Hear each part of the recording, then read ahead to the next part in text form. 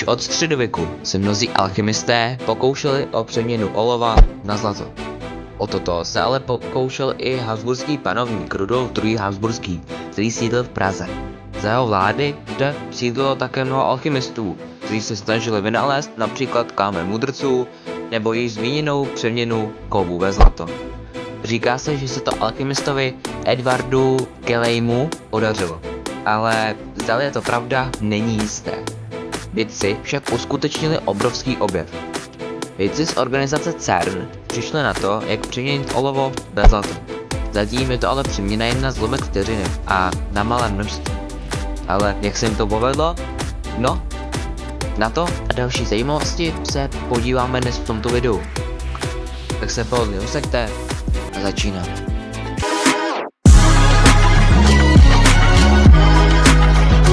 Vědci dokázali pomocí silných kolizí v LHC, neboli ve Velkém hadronovém urychlovači, zpozorovat přeměnu olova ve zlato. Není to však tak jednoznačné. Tento jádrový proces vytvořil na krátkou dobu malé množství zlata.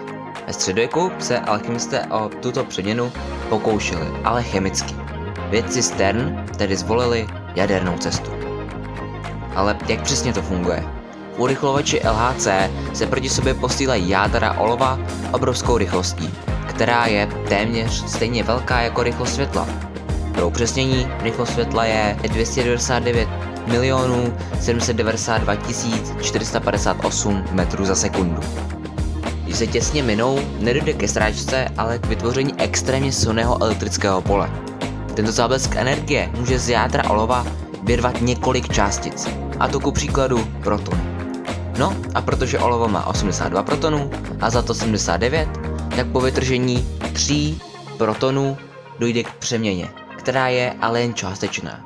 Tímto způsobem bylo vytvořeno během experimentů přes 86 miliard jader částečného zlata. Myslím si, že i přes háčky v této přeměně udělali vědci velký pokrok a kdo ví, třeba je to první krok k vylepšení této přeměny v budoucnu. Moc krát děkuju za pozornost.